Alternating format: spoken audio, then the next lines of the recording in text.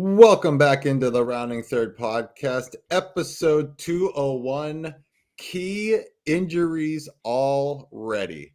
I'm Nick, and we have Harrison tonight. How are we doing, Harrison? I am fantastic because if you listen, Nick, if you listen closely, you can hear the collective crying of millions of Yankees fans. So I Oh, am man. fantastic. How are you? They are hurting right now, and we'll get into it. If I wasn't such a Red Sox fan, I'd feel sorry for them, but yeah, we'll get into it. But first, make sure you follow and like us on Facebook. You can also subscribe on YouTube. You can follow on Instagram, Rumble, TikTok, all the platforms. You can also listen on Spotify and Apple Podcasts or wherever you get your podcasts. All right. You can also find our links to our affiliate sponsors at the top of all of our socials to Dick's Sporting Goods, MLB Shop, and Lids. You click that link, you shop for their products. We get a nice little kickback without any additional cost to you. So if you are buying, sports equipment for your kids, use our link. We get a kickback, and it doesn't cost you anything extra. So just like Harrison's going to do in a couple weeks, you guys should do it as well. So please use our links. Thank you. Also, we have our Rounding Third swag that's out there. You can get your merch. I got this nice little tumbler there. It's pretty sweet. I know you want one. We also got some sweatshirts. Yeah, well, put that order in, Harrison. Come on. What are you waiting for? I'm on it. We also got sweatshirts, t-shirts, anything there. Definitely helps support us. So please go ahead and shop for your favorite thing on there and help support the podcast. We really appreciate it. All right. Jumping right into these Yankees injuries. We touched a little bit last week on Stanton and LeMahieu. We're not going to talk about LeMahieu this week because all the news has been about Stanton, Luis Gil, and Gerrit Cole. So we'll start with Stanton. He's taking PRP injections in hopes to avoid surgery, but it's not looking that way. The Yankees they've released a statement saying that they're going forward thinking that this is a season-ending injury. Yes, John, go get it. Rounding Third baseball on Etsy. Do it right now. After the show, I mean. Yeah. But anyways, so the Yankees are playing Giancarlo Stanton as this is a season-ending injury. Tough break for Stanton. At his age, he's possibly not going to bounce back from this. And it's both elbows, if I'm not mistaken, correct? Yes, it's both elbows. It sounds like it is. He is basically unable to use both arms. And he hasn't swung in quite some time, they said. And he said it was attributed to like they tweaked his swing a little bit and it actually like injured both his elbows somehow. Yeah, he mentions it as a batting adjustment. Something in how he was swinging the bat that's just caused like significant wear and tear on his elbows he didn't expect. But I mean, again, I go back to like where are the Yankee strength and conditioning people and where are the trainers? Like, how is he at this point in the off season or this point in spring training? He shows up hurt. He shows up like significantly impacted. Like where is everybody? Why are they not checking in with him? Why are they not working with him? Why are they not trying to manage that? Like he shows up to spring training, his both elbows hurt, and they're like, "Oh my goodness, we're so surprised." Like, where's the staff? For me, like why are you trying to tweak something that he's been like? I understand that batters make adjustments. I'm not saying he shouldn't have made adjustments, but like if it's hurting you, dude, stop doing it. like if it hurts, don't do it. And what this guy has done in his career, like just let Stanton be Stanton. Why are you trying to make big time batting adjustments? The dude can still hit a ball 6,000 feet. Like just let Stanton be Stanton. I don't understand why you're trying to tweak it that much that he's hurting himself. That makes no sense to me at all. Well, and can I point out the obvious? It wasn't like Stanton had a monster year last year. Like what did the batting adjustments get him other than a hurt? Yeah. Again, like the Yankees, year after year after year, the Yankees struggle with guys coming in with these soft tissue, ligament tendon injuries, muscle injuries. Where the hell is the training staff? Where's the strength and conditioning people helping them work around these problems? How are they not building stuff to help prevent these injuries into their programs? Like, what do these guys do in the off season? Yeah, and I can't imagine Stanton at one time, makes the adjustment and he feels it's not like all of a sudden his elbows go. It seems like it was like over time. So it's like you start swinging and you're like, oh, this feels uncomfortable. I would stop and call the training staff or team doctor immediately. Right. Like, I'm not going to keep going.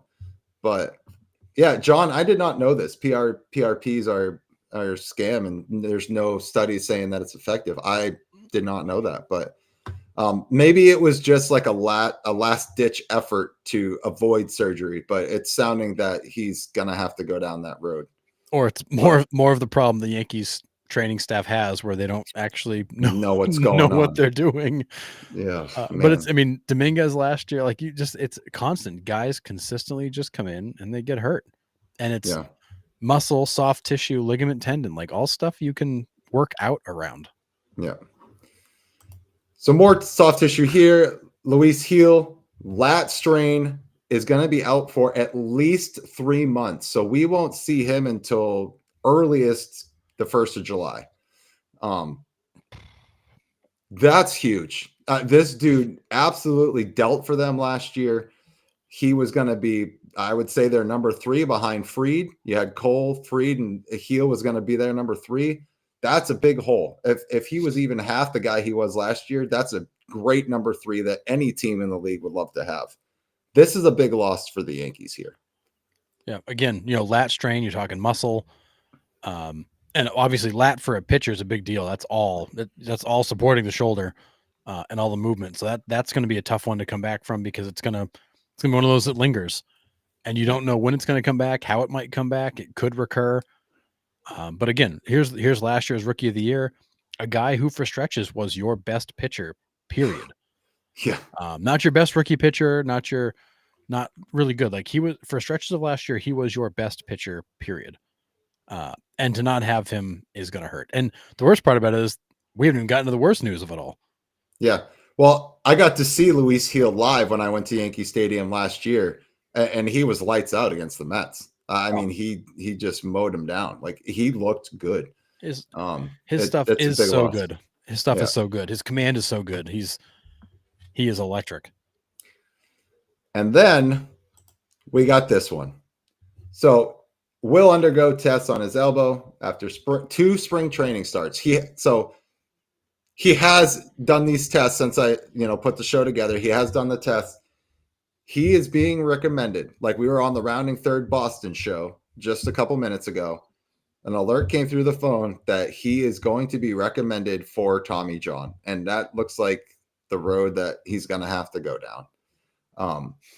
And if that's the case, are the Yankees done? I mean, so real quick on Gerrit Cole, imaging came back, recommended for Tommy John. They're going to seek at least one more opinion in hopes there could be something less. But either way, like, his season, it sounds like, is done no matter what happens. It's just a matter of, is it lateral brace? Is it Tommy John? Is it something else? But it sounds like, for the most part, it's almost guaranteed his season is done. So you take Gerrit Cole out of that rotation for the whole year. Their absolute ace and stopper. No disrespect to Max Fried, but he's not Gerrit Cole. Right. You move everybody up in that rotation. So now you were afraid you're going to use Stroman for a little while because of Gil. Now you're going to be stuck with Stroman all friggin' year because you need him. Oh, man. And he's going to let you know it, too. Oh, he for sure is going to let you know it. And he's going to get his 140 innings. He's going to get his options going to vest. You're going to pay him again next year. Are the Yankees done? No, I don't think the Yankees are done. I think they are still a playoff team.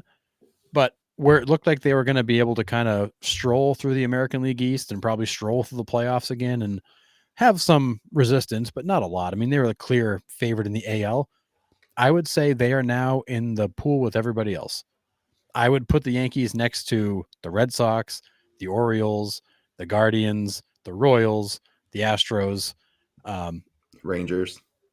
I mean, I think where the Yankees were clearly above the rest, they are now in the fray with everybody else. Do they make the playoffs? Yeah, I still think they make the playoffs. Do they go to the World Series? I'm not convinced. I don't know this is the World Series team anymore. I thought it was about 45 minutes ago. I don't know that it is now. Yep, I'm with you. I mean, Fried becomes your ace. You have what Clark Schmidt moves from your 5 all the way up to your 2 spot, pretty much, and you got Stroman at 3. What do you do with 4? Oh no, you got Rodon in there. Start. I always forget that he's with the Yankees. Yeah, so you're going to go Fried, then you're going to go. I would probably put Schmidt 2 and Rodon just so it goes lefty, righty, lefty. That's me. But maybe you do go back-to-back lefties. I mean, we've seen that before too. So either way, your 4 guys now are Fried, Rodon, Stroman, and Schmidt. Those are your 4 guys. Now, second half of the year, you get Heel back, and you're closer to a full rotation. But right now, you don't have 5 starters. You went from having 6 and a guy on the outside who wasn't happy about being on the outside to having 4 and needing somebody. Yeah. And the guys you lost. That's how pitching goes nowadays. You know, like you have to expect to lose 1 or 2 guys to Tommy John every year. they should call Jamie Moyer. I mean, I would be probably open to Jamie Moyer over Marcus Stroman right now. I'm sure Nolan Ryan can still bring it at 85 at 72 years old. Yeah, I mean, it's amazing how quickly the Yankees went from like clear-cut American League favorite to they're still good to oh my goodness, they're in trouble. And losing Cole is devastating. Losing Heel also hurts a lot. Losing Stanton, like you start to add this thing up. You know, Stanton goes down for the year, which means Judge loses protection. You lose your ace. You lose your probably 3 starter in Heel. It just continues to add up. And all due respect to Max Fried, he's not an ace. He's a great number 2. You're going to ask him to be an ace. He's not Gerrit Cole. And Gerrit Cole was very much the leader of that rotation. He was the bulldog. He was the guy barking from the dugout. He was the guy throwing up and in to get attention and get people to back off. And you've lost him. Yeah. And the AL East is a different animal. I mean, I know the NL East is competitive. I'm not saying that it's not, but the AL East is a different animal. Like every lineup, every night is tough to get through. Like even the Blue Jays, even the Rays, they're pesky. Like there's no rest in the AL East. I'm with you. I don't think this completely knocks the Yankees out of contention because they're still going to be able to score runs. They still can hit. They play in a bandbox, and you know they're still going to. Judge is going to be chasing 60 home runs again. Like if he stays healthy, he's going to be chasing 60 again. Yep. Who knows what Bellinger does with that short porch and right? The Yankees they're gonna hit. They're gonna slug. The pitching aspect, though, like this is, man, it's a tough blow. This one hurts. Like we're Red Sox fans, and this is painful. You know, because we are baseball fans, right? It's always better when the Yankees are good, right? When the good teams are good, it is always better for baseball because it builds rivalries, it builds excitement. But when big injuries to key stars like this happens, like it's tough. It's tough to see. Yeah, the only news worse than Gerrit Cole being out for the season is Judge out for the season. Yeah. This is right up there as one of your worst case scenarios. Yeah. And for Yankees fans who are walking into the season thinking, "Oh my goodness, like this is the year. We made it last year. We're even better this year. Like we're going back." And now it's a quick reality check of, "Oh boy, like we're in trouble fast." Yeah. And that's the worst feeling as a fan. Like we've all been there. We've all had that key injury to, you know, the guy on our team, the star on our team, and you're just like all the air gets let out of your balloon. Like I get it. It's tough, but it's just brutal. I mean, it's you know, we went through it with years. You know, is Chris Sale gonna be back? He looks great. Oh, he's out again. And you just continue to lose that ace. I mean, this is not a death blow, but it's about as bad as it gets for the Yankees. Yeah. But I think you hit the nail right on the head. I think instead of them being the head and shoulders above everybody else, they're going to have to compete their asses off to earn that spot in the playoffs and to get through the playoffs. Do I think they can still get there? Sure. Yeah. But it's going to be a lot tougher road for sure. Yeah, you're going to have to make up for what Gerrit Cole brought to the table, which is a lot. So, do I think the Yankees make the playoffs? Yes. Are they gonna march in there like I thought they were going to? No. Are they the clear-cut, you know, World Series leader? No, they're going to have to fight. Yeah. And this is a huge step back for them. And not only that is, I'm going to bring Aaron Boone into this now because he's going to have to completely manage this team differently without two of your studs in the rotation gone, Stanton not in that lineup. He has to have more feel for the game now than he has ever had in the past few years. And I'm not confident, and most Yankees fans would back me up in saying this, I'm not confident in his on-field management. And we've had Yankees fans on here that agree with me and we've been on the show saying it, for months. Like his decision making during games is questionable. So he's gonna have to step up and pull the right strings if the Yankees want to be successful. Yeah, I mean you're taking just major pieces of this team away. You cannot expect it to go the same way it was going to go. And you're right. It's going to require Aaron Boone to be that much better to find ways to put players in the position to fill some of these holes.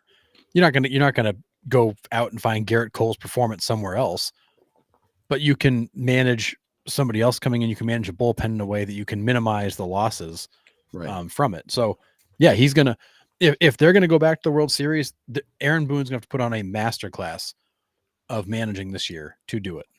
Yeah, he's going to have to win Manager of the Year for them to get back, for sure. I think so.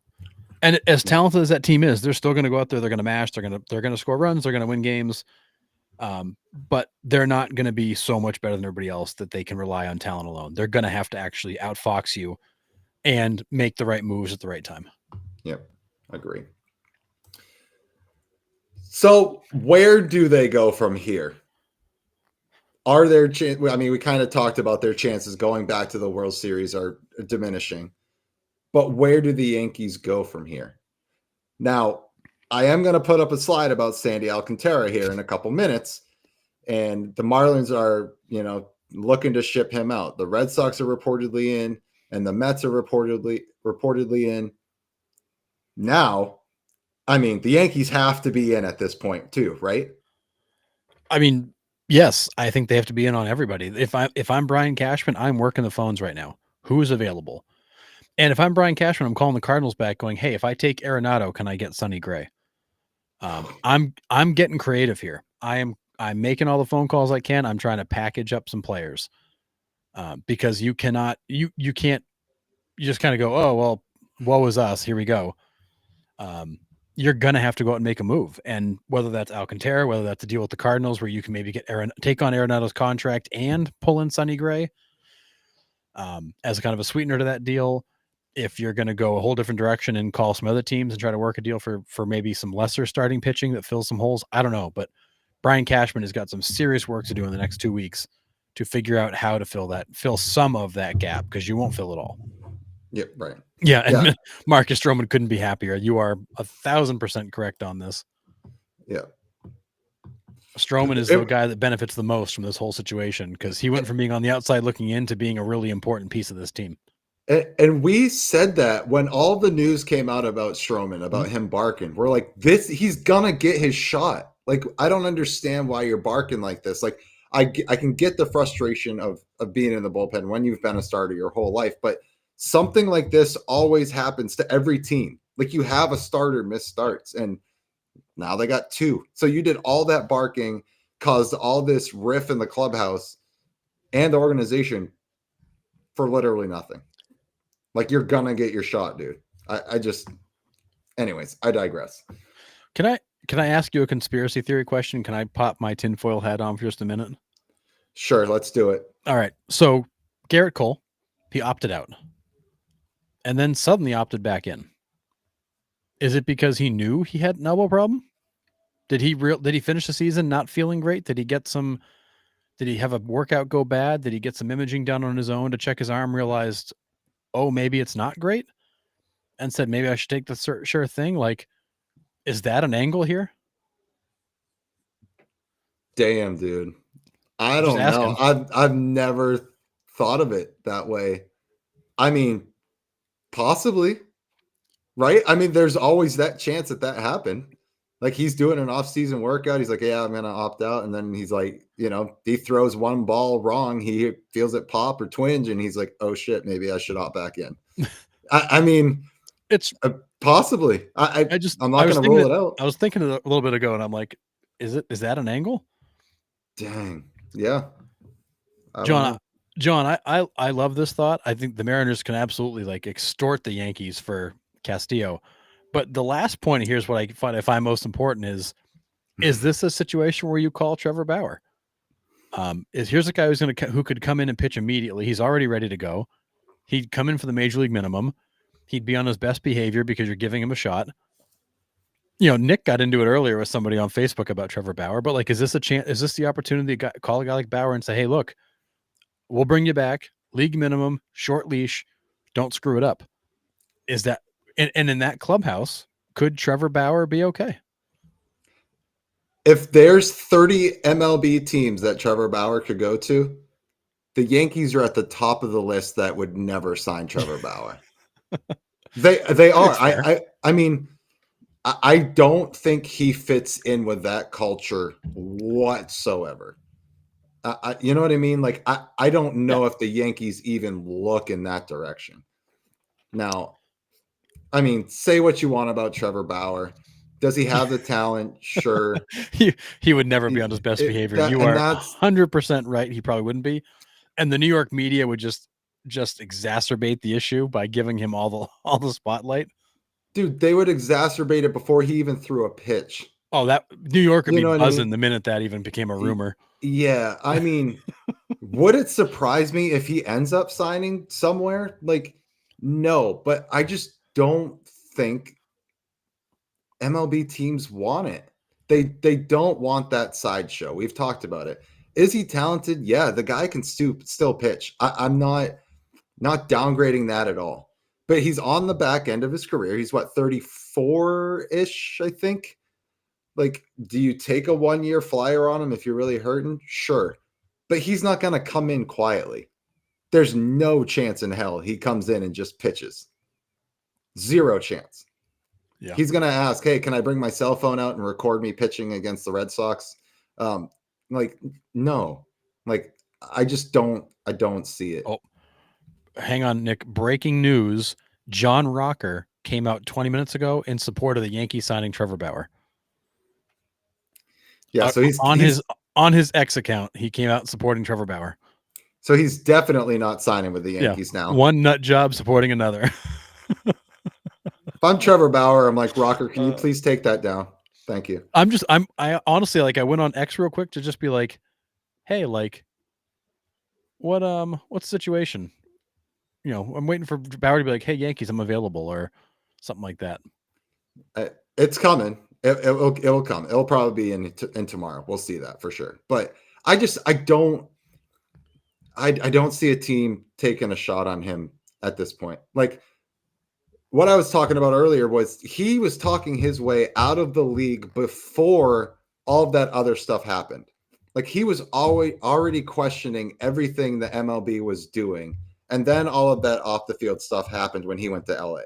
So, like, that was just the MLB's excuse for just being like, all right, we're finally just getting rid of this guy. Like, we don't need to deal with him anymore. It's just nobody wants that coming into the clubhouse.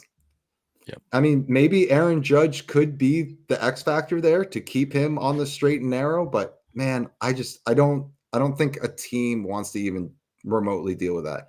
If you don't have a headache right now in your clubhouse, why would you want to create one? That's how I look at it. I mean, you already have one with Marcus Stroman. Do you need another one? Right. But I think an interesting angle for the Yankees right now is that you have options available. So the Stanton hole, I would just go grab JD Martinez. Here's a DH, slot him in, call it a day, move on. JD Martinez is out there. He proved last year he can still hit. He's an easy, quick, probably inexpensive solve for the Stanton issue.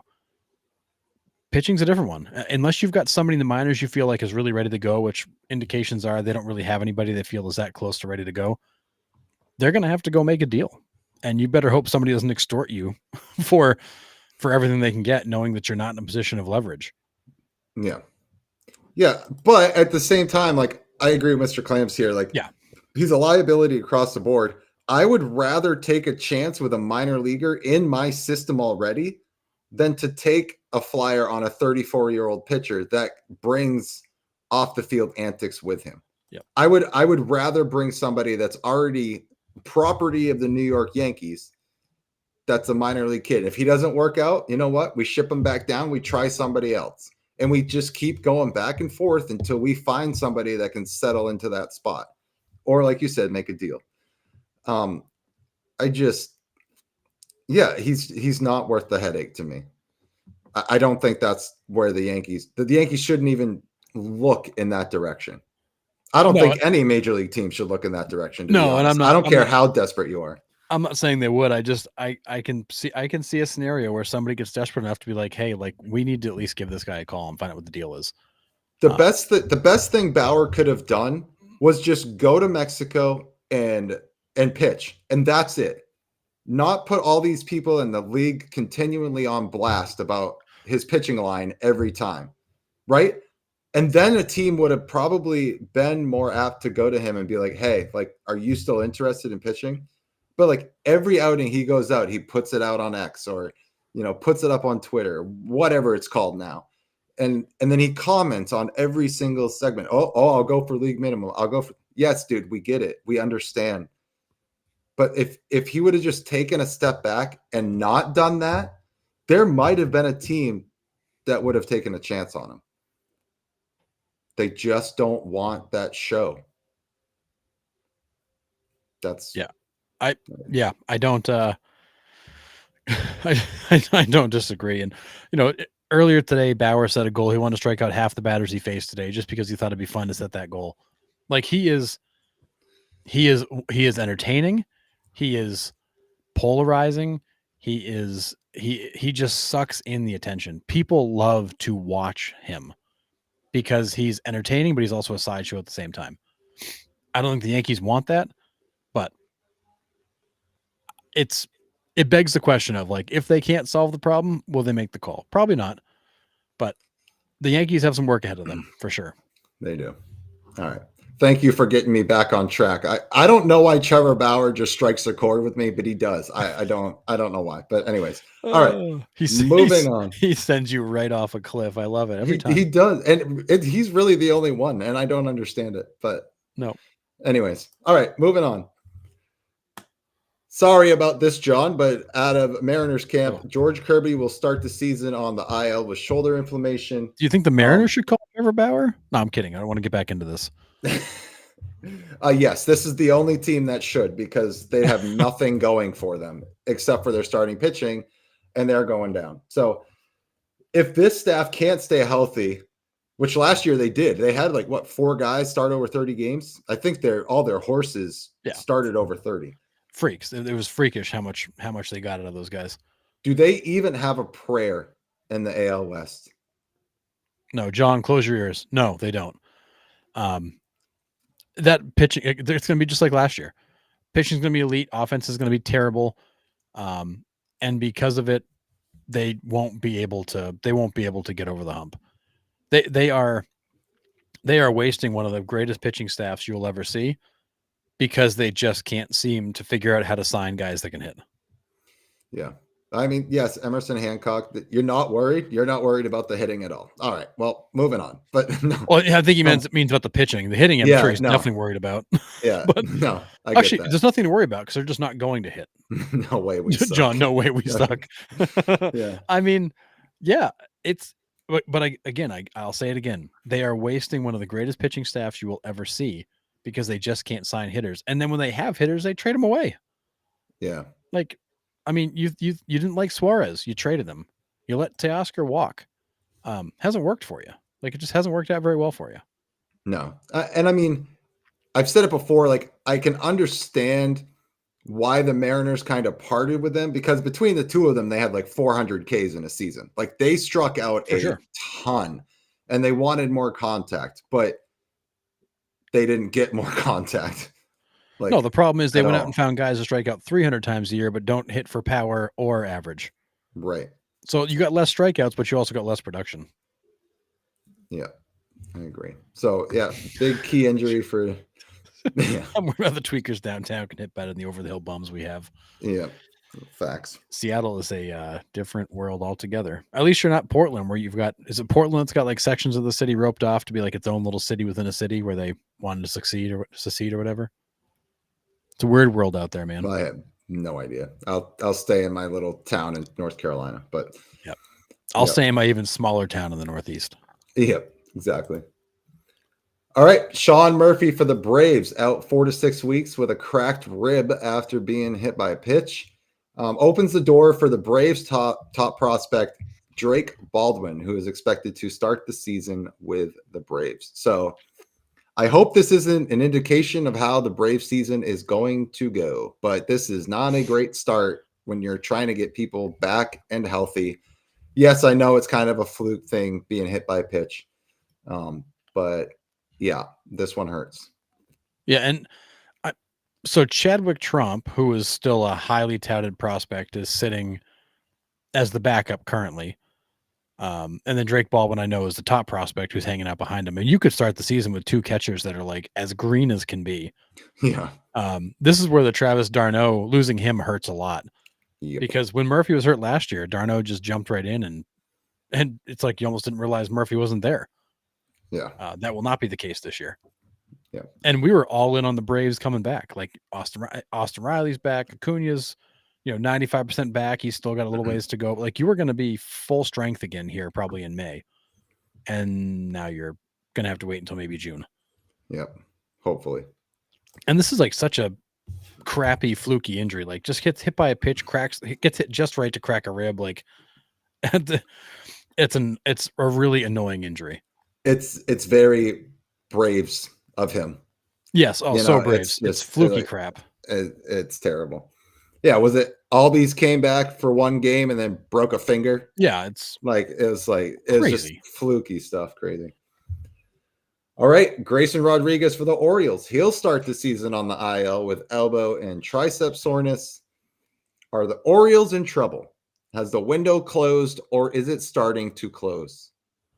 I mean, I think the Orioles were already in trouble. They lost Burns. They replaced him with basically nothing. I mean, but I do think you've got Bradish coming back. You had high hopes for Rodriguez.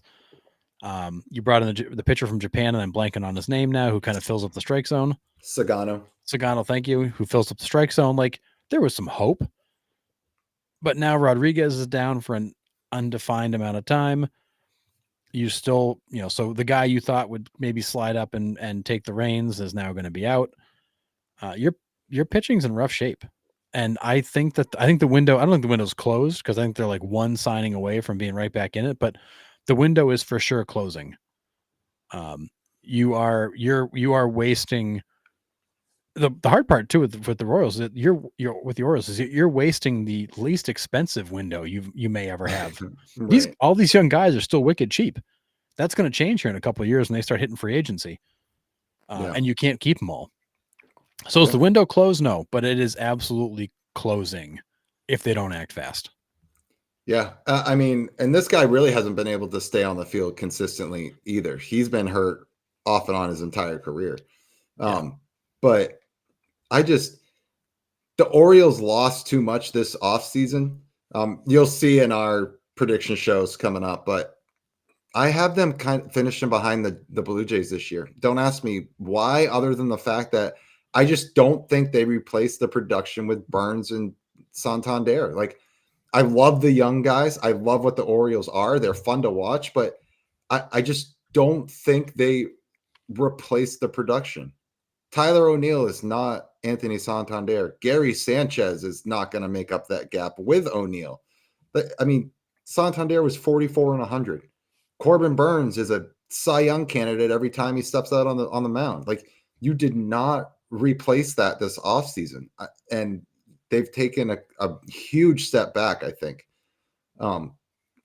I don't see the Orioles being as good as they have been the last couple of years. I don't.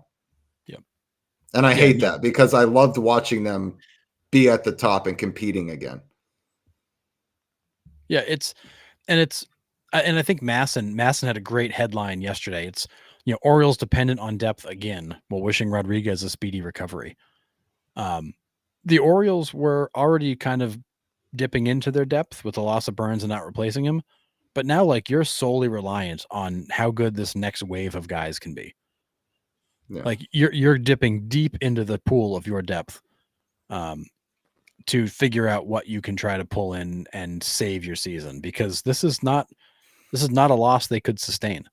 This isn't like the Yankees where, like, hey, you've got like other guys who can step up and you'll be okay, but not as good. Like, they don't have many other guys ready to step up. They're going to have to figure this out in a hurry. I mean, you're not wrong here, John. Like this team could go either way, right? They could stay on the same track, or they're pitchfork and torches and the fans are ready to burn the place down. Like, the Padres are definitely in that same exact boat. Yep. Like, team could be good, they could be absolutely wretched. We just don't know. Yeah, and the Orioles last year dealt with a bunch of pitching injuries too, but you didn't notice it so much because Corbin Burns was so good. Like, you knew every fifth day, like, he was shutting somebody down. You don't have that anymore. You can't sustain this. And they got Zach Eflin at the deadline, and you're like, all right, him backing Burns up, like, this could be all right. This could be setting them up for a good playoff run. And then again, I mean, we all know what happened in the playoffs. Like, yep. I don't know. I hate that I'm gonna rank the Orioles that low in my season preview, but I think that's just how it's gonna be. Breaking news. Rays owner could sell the team. Sternberg is receiving pressure from the MLB commissioner and other owners to sell. Wow. Why the Rays? Why pick on the Rays? Well, they don't have a home. It's an absolute shambles. They haven't figured out the ballpark. He doesn't spend. I don't know. He hasn't had to. That team's won damn near 100 games off minor league depth. But if I'm going to go pick on an owner, I'm going to go pick on like Bob Nutting in Pittsburgh and be like, dude, you haven't spent jack in a decade. Well, they could be putting pressure on other owners too. That's fair. But yeah, it may not be them alone. But I mean, of the teams that I'd be mad at, the Rays aren't high on my list of teams I'd go and pick a fight with. But I mean, all right, fair enough. We also don't know the inner workings. Right. But so back to the Orioles real quick. I feel bad for Orioles fans because they ate so much crap for so many years to get to this point, to have this treasure trove of young superstars and to have this roster that was loaded, and to watch them just piss it away because they won't sign a starting pitcher is maddening. Absolutely maddening to watch the Orioles mismanage this roster again.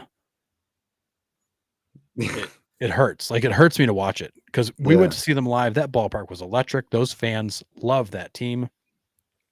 And they're going to give them nothing. They're going to get this wave of players and have nothing to show for it. Yeah, I'm with you. It does hurt. And like, John, don't get him started, John. Don't do it. Don't do it. No. Yeah, he's all about somebody coming to Raleigh. So I don't even care who it is. I just bring somebody to North Carolina so I can go watch some baseball and not have to drive half a century to get to a ballpark. But yeah, I do feel bad as well too. I mean, as Red Sox fans, we have watched the Orioles for years just absolutely stinking the place up, right? I mean, and that they finally had young kids and a good core, Cedric Mullins, Santander, Austin Hayes, Mountcastle, and then you fill it in with the young kids. Like, we were excited about that team the last couple of years, and now this year it's just like, man, terrible. It hurts. Yeah, John, I love this. If you're going to make the Rays sell, I would absolutely have that group in Orlando buy them and move them there.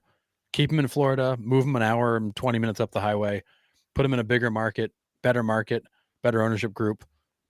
If you're going to force the Rays to sell, then just place them in Orlando and let it just play out. Get them out of St. Pete and get them out of Tampa. Yeah. Just cut the cord. Yeah. All right, another Braves injury. So Jerickson Profar injured his wrist diving after a ball in spring training game. Initial CT scans showed that there's no break, so that's good, just this kind of a soft tissue. But there is other damage that could have been done. Could have torn a ligament, could have torn a tendon. They're going to do another scan for that. I think it's tomorrow morning or something like that. So we still don't know the status for Profar, but they're optimistic that he'll be ready for opening day. But initial reports came out saying that it did not look good. And as you put it, you said it looked like the Adam Duvall injury when he was with the Red Sox, like kind of the same exact kind of play. Yeah, he dove for the ball, and kind of when he hit the ground, his wrist went back, like everything went back. Kind of like when Duvall slid, he put his hand down and basically bent his wrist all the way back. It didn't look good when it happened, and he was in like obvious pain, like glove off, rolling on the ground. And the fear was he broke it. So it's good to see the scans came back the way they did. Obviously, that's gonna hamper him for a little while, but the Braves may have dodged another potential injury here. I did see this rumor floating around that the Royals were interested in Starling Marte. I did see that, so it would be interesting if they do. I saw that this week as well. Dream Sport. Yeah, and I do wonder with the Royals.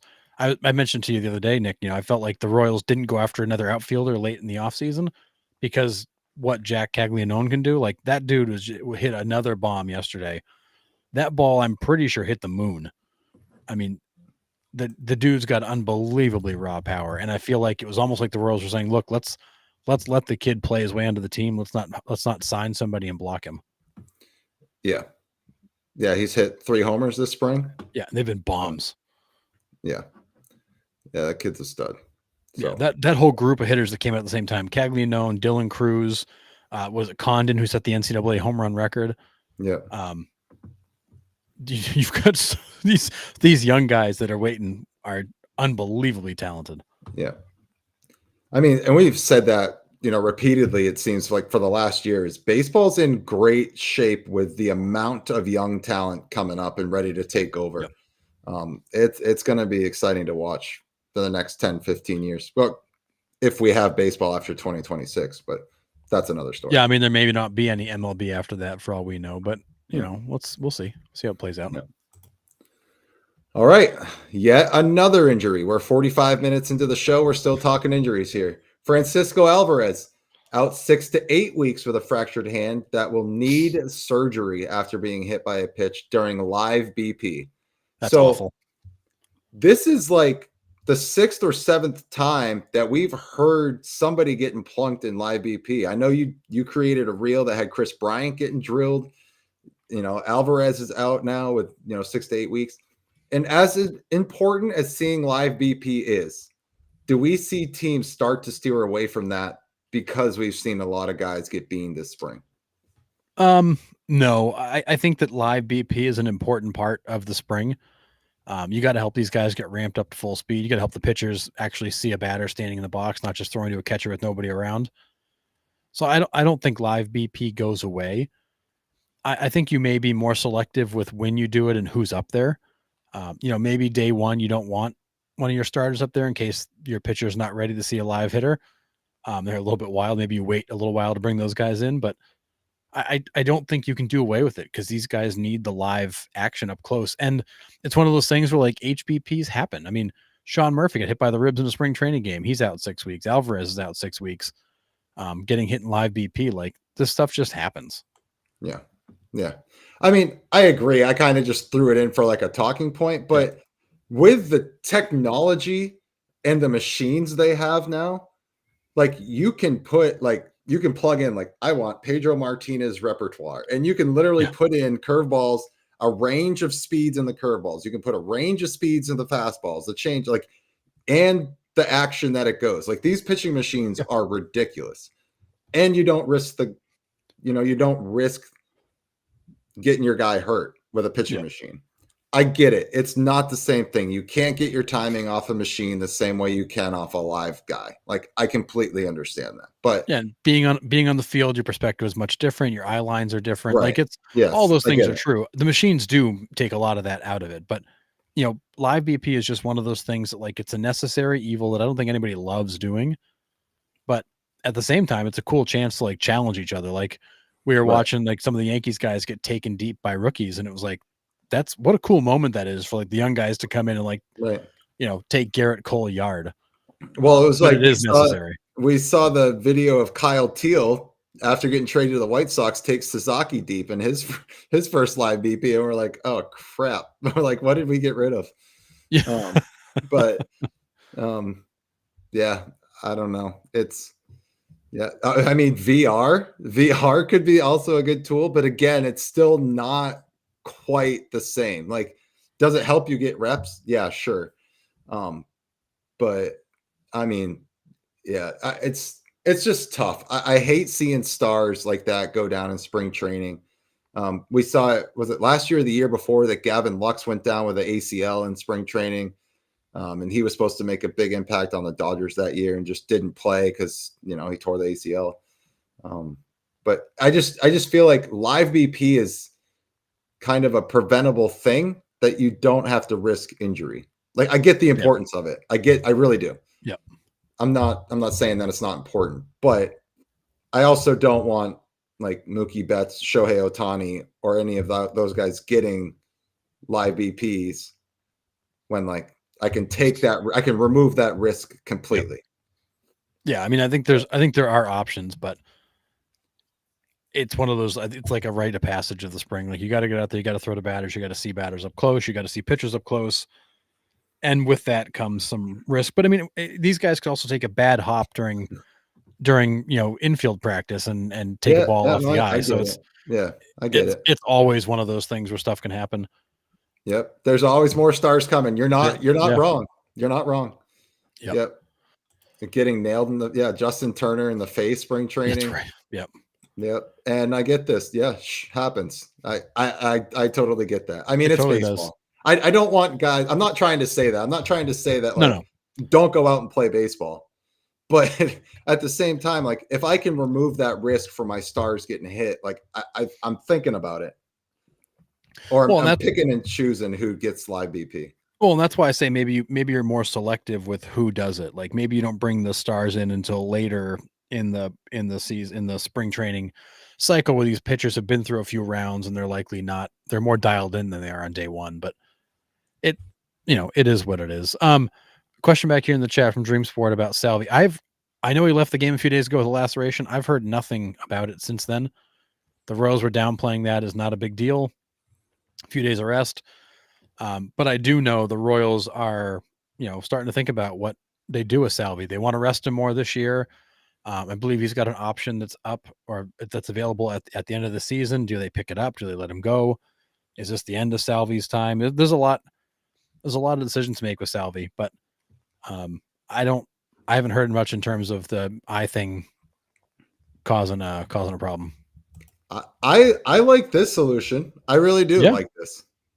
Why not? You have something to prove. Come into spring, take some live BP, and then see what you got. Like I don't hate that.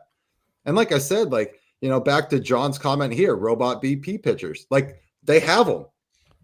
Like you can literally set these machines now to any type of pitch you want with any type of amount of break on them. So like you literally could do that. But again, like I get it. It's not the same as live reps, seeing it come out of a hand. I completely understand it. But yeah, I mean there's all kinds of technology available. There's ways to do this differently. It's just a matter of, will they actually veer off the standard? Yeah. So Chris Bubik, he's competing for the 5th spot, but he's been around for a little while. He's never really stuck. Do you think he's going to stick this next go around? I mean, the Royals are basically at an open competition for the 5th spot in the rotation. There's not really a leader in the clubhouse at this point, so I'll be curious who ends up getting it. So who they got right now? They got Raggins, they got Waka, they got Dragons, Waka, Lugo are Lugo. really kind of the only, Okay. I would say, the three like for sures. You've got a number of guys kind of hanging out behind them that are fighting for position. Yeah, because Singer's gone. Singer went to Cincinnati. Yeah, Singer was traded for India, so that that was done. You've got you had Bubik among others that are fighting for the 5th spot. Who's there for? I feel like I'm missing somebody that I should totally know. Is it the guy that came from Atlanta? What's his name? Is he back? Is it not right? That's Lorenzen. Oh, Lorenzen. Yeah, Michael Lorenzen. So right. So right now it's Raggins, Lugo, Walker, kind of for sure. Lorenzen sitting in the 4th spot. Bubik is expected to pick up the 5th spot. But they also have Kyle Wright, who's still around. So I was right. Kyle Wright was the other guy. He's still around competing. You've got Noah Cameron, Daniel Lynch. I think the only positive is that they're looking at Bubik's coming off of a Tommy John surgery, so the thought is that maybe he's back to what he was before, but he's had a tough time sticking around. Yeah, he said his stat cast is off the charts right now. He's got great stuff. He just has not been able to put it together effectively. I mean, his stat lines are horrendous. But he's got good stuff. I mean, he's got 355 career innings pitched, 328 Ks. Yeah, great stuff. He just gets hit way too hard for what he's got. He's their Brian Bayo, the guy that teases you with great stuff, but then gives up 6 runs. You're like, what happened? Yeah. All right. So Sandy Alcantara reported that a deal could happen before opening day with the Sox and the Mets. Mets out of necessity are the main suitors.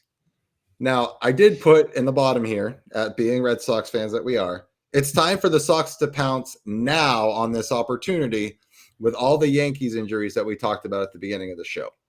Because the Yankees should be in. Cashman should be busting down the Marlins door and being like, hey, I'm just going to take Sandy off your hands here. Like, I'll give you whatever you want, but he's coming back to New York with me. So if the Red Sox want to do this deal, they got to get it done like yesterday. Same thing with the Mets. If the Mets want this, they need to get it done before the Yankees get involved, if they haven't already. Yeah, I mean, John Morosi was reporting yesterday that the Red Sox were like the clear favorite to land him, could be by opening day. And then the Mets were suddenly in it, and now the Yankees are suddenly in it because, I mean, I think just out of necessity because of all the injuries. Same with the Mets. The Mets, and if I'm the Marlins, I would rather put a deal together with the Yankees and the Mets because I hold the leverage in that case because they desperately need pitching. I'm not sending Alcantara in the division though. I don't think I send him to the Mets. But where the Marlins aren't competing, I don't think they care. I think for the Marlins, it's going to be strictly who's going to give me the best package for him. I mean, I guess, but yeah, I think if I'm the Marlins, I hang on to him until the trade deadline.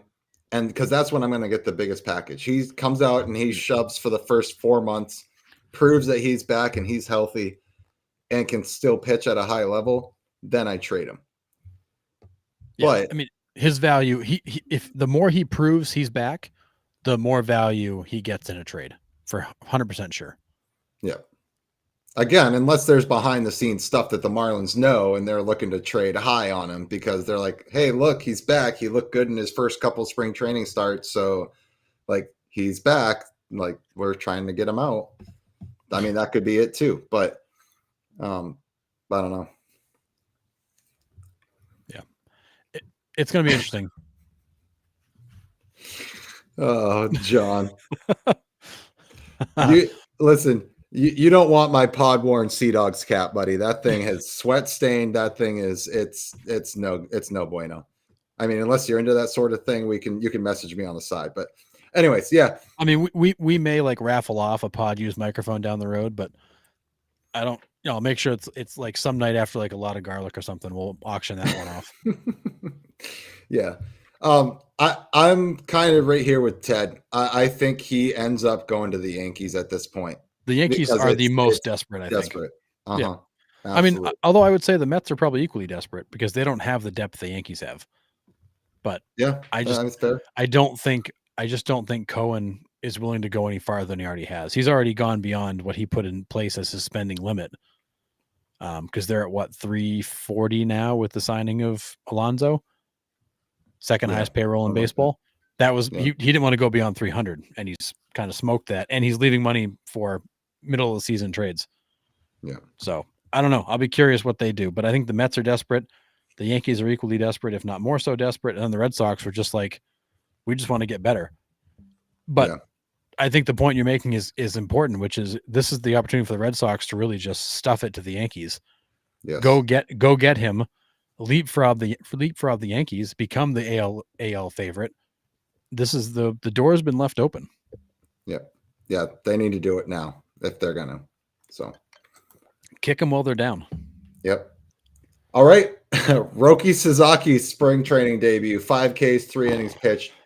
Batters weren't even close to hitting his split finger It pitch. was like watching high school kids up there. It was bad. That thing is disgusting. I don't know if you've seen the overlay of his fastball and his splitter.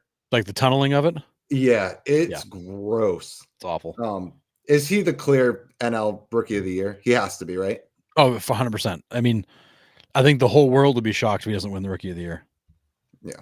I mean, just what the Dodgers need is another guy that throws 103 with disgusting stuff. But Yeah, I mean, this is the hard part too. Is like Rookie of the Year. I mean, he's pitched professionally for a few years, and he's been in the WBC. Like he's a known quantity. yeah, His stuff is gross. But yeah, again, like I go back to, I said it with Yamamoto that these Japanese pitchers come over and they almost always get hurt. Yamamoto missed half the year. Does Sasaki hold up? yeah. This is a much more rigorous season than these guys are used to when they come over. Does Now he hold up? If he holds up, he will run away with the Rookie of the Year. the one thing that does help Suzuki, I think, is he's much younger than the other guys that have come over. Yes. I think that youth definitely helps there a little bit. But yeah, crazy. Yeah. I mean, It's just not right. I mean, and Yoshi's only 20. He was 25 last year. So I mean, he was a couple years older, not like a lot older, but yeah, still, that's just more miles on the arm. yep, yeah. But I mean, his stuff looks ridiculous, and it's as much as I don't want to tune into Dodgers games, I'm probably going to watch a few starts out of him because he's going to be electric to watch. Yeah, I mean his stuff is just so good. Like you know what you're getting when you sit down and watch him pitch. Yeah. And he's going to be their 4 or 5 starter. Like it's stupid. Yeah. All right, some signings. Quintana, 1 year, 4.25 million with the Brewers. Do you think the Brewers will still be at the top of the NL Central? No, I don't think they. I think the Cubs have the tools to leapfrog them, but I would not rule them out. If the season finishes and they're in first place, I wouldn't be shocked. But I don't feel like I feel like the loss of Adames. You lost Burns 2 years ago. You've lost Adames last year. Like you've continued to subtract, and you've not added to. Then you always have the wild card of Yelich. Like how many games do you get out of him? I think the Brewers have finally cut too deep, and because of that, they're going to fall into probably second or third place. But at the same time, I would not be surprised if they somehow find a way to win that division yet again, because every time we think they can't, they do. Yeah, I'm with you. It was for me. For me, it was the Twins like that in the AL Central. It's Yeah. well, I don't think the Twins quite have what it takes, but they just seem to always find a way to win the AL Central, and it's the same way with the Brewers. They don't play flashy baseball, but they just go out and you look in August and they're at the top by 4 or 5 games, and you're like, all right, then. I guess the Brewers are going to win the division here. Now, the Reds are a wild card with Francona. I agree with you with the Cubs. I think it is. I think it is the Cubs division to take. whether it actually happens or not, I'm not completely confident. But I mean, if you get a full year out of Steele, you got Imanaga, you got Tucker. I mean, the Cubs got much better this offseason. And I think they could take a big step forward in the NL Central. So I'm with you. Yeah. I think Brewers are second, third, maybe pushing for a wild card spot. Yep. Comment from Ted in the chat, Caleb Durbin will be awesome. When we looked at the trade and when Durbin went from the Yankees to the Brewers, the scouting report on Durbin is not great. He's a small guy, 5'7", small frame guy, kind of like another Dustin Pedroia. The scouting report on him wasn't great. And it's not even clear the Brewers are going to have him on the Major League roster. I'm wondering, has that changed? Does Durbin have a role with the Brewers? Because it didn't sound like he did out of the gate. Yeah. Yeah, PCA leading off in front of Tucker. I mean, it's going to be dynamic. That Cubs lineup's going to be pretty dang good. And then with you, John, here, I think Justin Turner's a sneaky signing. Like, at 38, 39 years old, the guy can still play. Like, his season with Boston was fun to watch. Like, when we signed him, I was like, nah, like, all right. And then he put together a pretty solid season. Like, wasn't great, wasn't bad. It was solid. It was a Justin Turner like season. And a veteran like that knows how to win, it's been around the game for quite a while, is that piece that the Cubs need. I think it's a great signing for them. But yeah, I think the Cubs have finally kind of loaded up with the right pieces. And Kyle Tucker's my MVP choice. I think PCA hitting in front of him, PCA is going to score a boatload of runs. He's going to be running all over the place. So it's gonna be fun to watch that team. It is funny you say this, John, that the Mariners dropped the ball, because Turner came out and had a quote about the Mariners because he went and checked, I believe. He did. And he's like, and then he goes, he asked them straight up, what's even going on here? And the Mariners couldn't give him an answer. So he's like, okay, I'm gone. So he straight up asked that question, like, what are we even doing here? And the Mariners were like, well, I don't know. We're playing baseball. Yeah. And he's like, all right, see ya. Yeah, he had wanted to go back to Seattle, but saw there being no real plan to contend, so he moved on. Which is kind of frightening to think that just flat out said, I'm good, see ya. Yeah, I mean, it was not a flattering quote for And you're right, John. He wanted to stay, but the Mariners' indication to him was basically like, are you going to compete? They're like, man, maybe, we don't know. His quote was, honestly, as much as I wanted to be back there, if I was the only piece they brought back in, I would be saying the same thing. What the hell are we doing? How are you trying? There's not going to be a better time to go for it. So I don't know what they're doing. I'm very confused. It's a head scratcher for me. That is everything you need to know about the Mariners. He goes on and he says, there's never been a better time in the history of that franchise to have added a couple of bats to make a run than this year, and they missed it. I thought Alonso was a slam dunk. How can you not go after him? You kidding me? So he was like, he let him have it. Yep. And I think he has every right to. So, yeah, man. It's astonishing to me where that team is. And we say it every week. Like, they continue to just do nothing and waste all that pitching. Yeah. I mean, you got the A's we're going to talk about here who are actually making moves. The Mariners should wish they're making moves like this. I absolutely love this. 7 years, $66.5 million extension for Lawrence Butler. So you have Butler and Brooker now locked up long-term.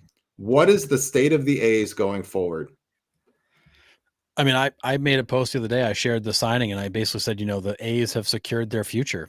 They have their two primary guys to build around with Rooker and Butler. Butler, if you've not watched the A's play because they've been wretched, you should absolutely plan to watch them this year.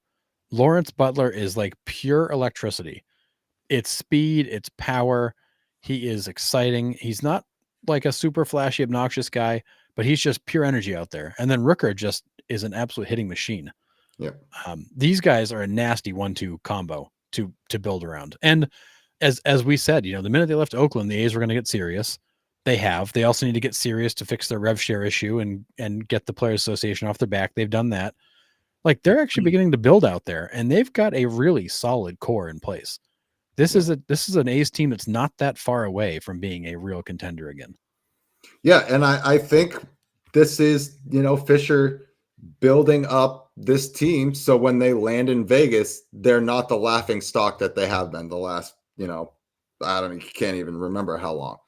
A while. They're going to be ready to compete as soon as their boots hit the ground in Las Vegas. And I think he's starting to build that now. And Butler's a huge part of that. Rooker's was 5-year extension, if I remember right. Was his only he was 5 years? Yep. Was it 5 and 60 or something like that? Yeah, I think so. But this definitely gets them to the 110 million for the year. So they don't, the MLBPA and all of that organizational stuff is off their back. So like they can get their full revenue share next year. Yeah. And I totally agree with John. I think Lawrence Butler, when you can really refine him, he could be a 70 steal guy. He's a power guy. He'll surprise you. And he's also a guy who plays a really good outfield.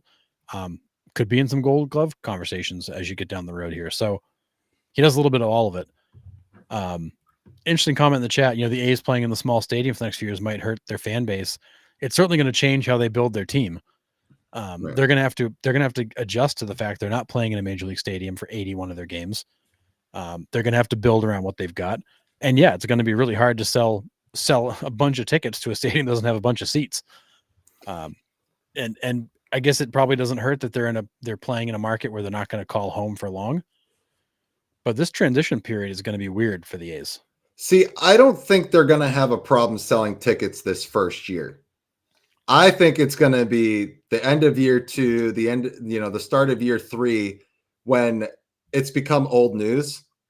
Yeah. I think that's the real test, because like Sacramento is going to sell out all of those games, right? Because they'll be like, oh, we got Major League Baseball here. We can see guys come to this ballpark. Like, they're going to sell out that first year. Like, I have no doubt about that. But, as it starts to become old news, that's when I think you'll start seeing like the real state of the Oakland A's, if that makes any sense.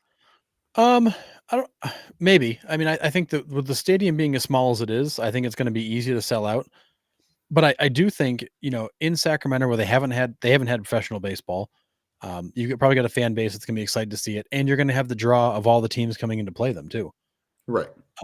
People that are in California from somewhere else, that I think the Oakland A's fans were all just so mad about the situation they didn't come out. I think a new fan base, although they're not permanent, I think they're just going to come out because they can see all the teams that they want to see, all the players they want to see. But again, like without a ton of seats being there, when Ohtani comes to town, people are going to be like auctioning off their children for tickets. Yeah.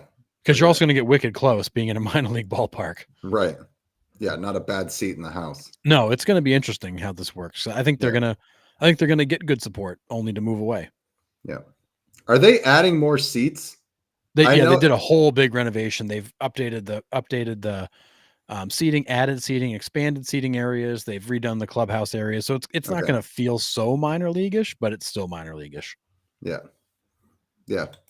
It's not a major league field. It's not a AAA field. It's going to be like a 4A field. Gotcha. Yeah. I'm with you, John. They definitely do need to get to Vegas ASAP.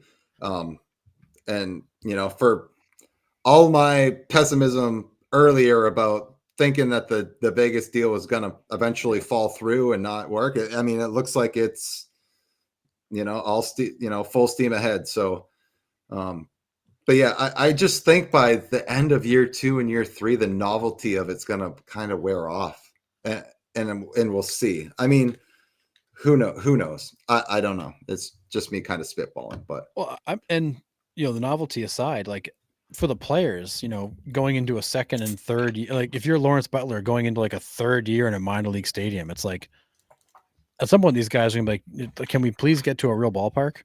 Right. Like it'd be nice to have a real home. That whole transition period is going to suck for the players. Yeah, I agree. All right, let's get into this Vladimir Guerrero contract details, extension talk, counteroffer stuff. Yeah, and we can take back everything good we said about the Blue Jays. So he stated in an article that he was asking for many fewer millions than Juan Soto, but the same amount of years. So his last counteroffer he gave to the Blue Jays was 15 years, and it did not reach $600 million. If you're the Toronto Blue Jays, what the HE double hockey sticks are you doing not signing that? Like I said, all the good things we said about them, I take back. My God. I mean, here's a guy who's asking for $40 million a year, same deal that Judge got, just more years. So say it's 15 at 600, $40 million a year through his age 40 season. Got it.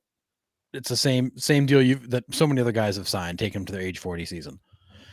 The Blue Jays have said all along, like, we want to spend, we want to invest, we want to bring in players, blah, blah, blah. But you're not going to spend that to keep the core guy. Like, this is the core guy. And you're not going to give him the long-term deal to lock him up like the Royals did with Bobby Witt, like all these other teams have done. Like, you're going to leave him in the cold on what is really probably a market value offer. Everything good I said about the Blue Jays with their, they want to spend money and they're like the American League Giants. They ain't that. No. This team is only moderately serious if you're going to turn that deal down. It's an absolute head scratcher. And I know the biggest concern about the Guerrero Jr. deal is that if you sign this deal, it's going to turn into the Miguel Cabrera deal. Like, for the last 7 years of it, he was a replacement level player and blah, blah, blah. Even so, the first 8 of those 8 years are going to be fantastic. This guy is a perennial MVP candidate. What the hell are they doing in Toronto? Do they just not want to win? Do they just want to push everybody away and start over? I don't get it. The dude hits 320, 35, and 100 every year. Clockwork. I don't.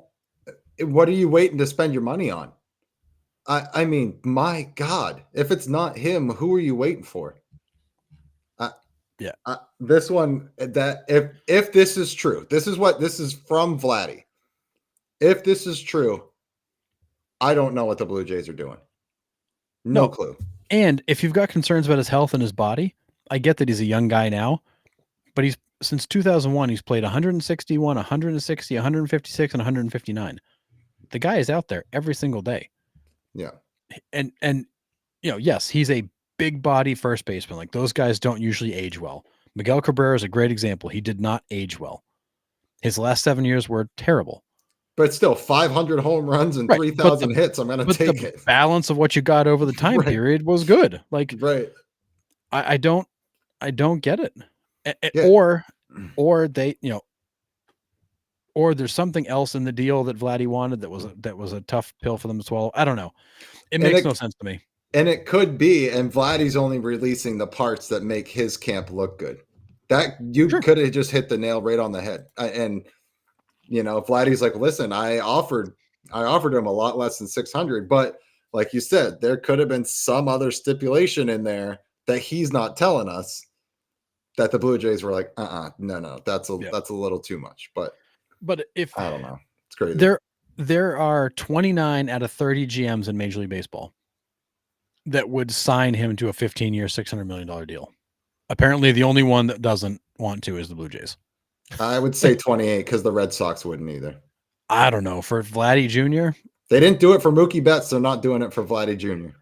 Yeah, I mean, I don't disagree. Okay. I don't disagree. Mookie Betts was the guy to give that kind of deal to, but I feel like I'd like to believe the Red Sox have learned from their mistakes. That's all I'm going to say. Anyways, man, I just don't. I don't know. I'm with you 1,000% on this. Sorry, John. Mariners probably aren't in that camp either. They don't like guys that can hit. Yeah, I'm with you 1,000% on this. Like, the Blue Jays all offseason, we're like, all right, the Blue Jays are going to make some moves. Like, they're in on everybody. They're trying. They finally got a couple. They got Santander. They traded for Jimenez. Like, they're building something. They want to spend the money. And then they just kind of let this one go. Don't understand it. Like, I could see if it was Bo Bichette asking for this kind of money, it's be like, yeah, no thanks. Yeah. But Thanks, but no thanks. It's Vladimir Guerrero Jr. for crying out loud. I mean, what this guy's done for you already. I don't get I mean, it. I don't easily one of the understand. top 10 players, top 10 hitters in baseball. Like, Yeah, period. no, Easily. Easily top 10, just, probably even top 5. yeah. And Don't yet understand. you don't want to make that commitment to him. And I would love to know what the Blue Jays countered at. Like, how far off were they? Right. But this makes no sense to me. He is a for sure cornerstone player. But it does beg the question, Nick, does this almost guarantee that he gets traded this year? Guarantee? I don't know if it guarantees, but man, I don't know. That's a tough question to ask. It is. I cannot think of a scenario where he finishes the year with the Blue Jays unless they are clearly in contention. Like, I even think if they're on the bubble, even if on the bubble, I think they let him go. They cut him loose and send him away. I think I'm with you. Yeah. But his 162 game average is 290, 32 home runs, 100 RBIs. I mean, what are we even talking about here? Yeah. Yeah. And if you take out the first couple of years of his career when he was super young and just grabbed the last few, the numbers are probably even way better. Oh yeah, forget it. I don't know. To go back to that question, I think I'm with you. I don't think he ends the year with the Blue Jays, unless somehow they reopen this whole extension talk throughout the season. He's gone by the trade deadline. Someone that is competing will throw him or throw the Blue Jays a big package to get him. They'll throw him a 4 prospect package to get Vlad Guerrero in there for a playoff run. But I think the haul that he could bring you, it'll be tough to finish the season with him. Yeah, agree. Because imagine that letting him go with and getting nothing back. Like, that would be crazy, tragic. That would even be worse than the Red Sox letting Xander walk. When we screamed all season long, like, sign him or trade him, but you can't do nothing, and they did nothing. Yeah. So I know it's not the best picture. There's not a ton of like great pictures that translate over to the show here, but this is the A stadium rendering for Vegas, retractable roof, which you have to have because that stadium and field would get crazy hot in the summer. Oven. But the MGM Grand right there in the background, pretty sick. So excited for the A's to finally get to a home here in a decent stadium that's not Oakland Coliseum. Well, and it'd be nice to see the team, have fans in the ballpark, have that place get loud again, have them put together a winner, because there used to be so much pride in that franchise and the history of it. They need to bring that back. And I do believe, as much crap as he gets, I do believe that's what Fisher wants. He wants to return them to glory. He just was not going to do it in Oakland. Yeah. Yeah, they took all the foul ground away. Yeah. Yeah. Well, that ballpark used to have foul ground for you could hit a ball that would be 10 rows deep somewhere else, and it's only halfway through to the dugout. Yeah, you could have to run a mile off the field. My God, crazy. But yeah, it's a good one. And then also, this stadium's going to be fire. I agree. And it does the skyline view of Vegas behind you. That's so cool. Yeah. So Portland, Oregon also released their stadium rendering of what it could potentially look like. Now, I have it from the outfield looking back into home plate. There are some other pictures. You can Google it and look there. I mean, it looks pretty dang nice. And it's going to be like a waterfront view, almost kind of like set up like, is it Oracle Park now? San Francisco? It's not. Yeah. Is it Oracle? Yep. So, I mean, set up sort of like that, and like the Allegheny with Pittsburgh and PNC, like there's water behind the right field wall and stadium stands. So Portland seems to be serious about this expansion here. Whether it happens or not, we don't know, because Orlando has released stadium renderings as well throughout the last couple of years. Haven't heard much talk about that except for lately. So we'll see if it actually happens. But Portland seems to be all in. Yeah, and don't forget, like Portland actually went out and hired a new finance director who's got experience putting together financing packages for stadiums intentionally, knowing that they wanted to make a bid for this. They had the bond package approved years ago that they still have in place when they tried to lure was it the Nationals over there. Portland has been gearing up for years for this, and they've put all the pieces together and they are ready to go full tilt to try to bring somebody to Portland. And having traveled to Portland, Oregon a couple of times, that city is beautiful. It's easy to navigate. The people are friendly. It would be a great spot to drop baseball. And it would finally give the Mariners somebody close by. The only issue with Portland is that it's a very volatile, kind of political social situation right now. That city has been ripped apart. And as beautiful as it is and as nice as the area has been, it's got its own set of issues in the city they got to fix first. Yeah. I mean, I still think we're solid 6-7 years before we're even thinking about expansion. I mean, hell, we got to get the A's and the Rays back into their homes before we can even think about adding 2 more teams to the league, which I've said before. Yeah. Got a ways to go still. Yeah, absolutely. But I mean, they are actively taking steps to get ready, although they don't have any reason to. There's no indication that they're even in the running, but they are going through. They're doing all the right things. Yeah.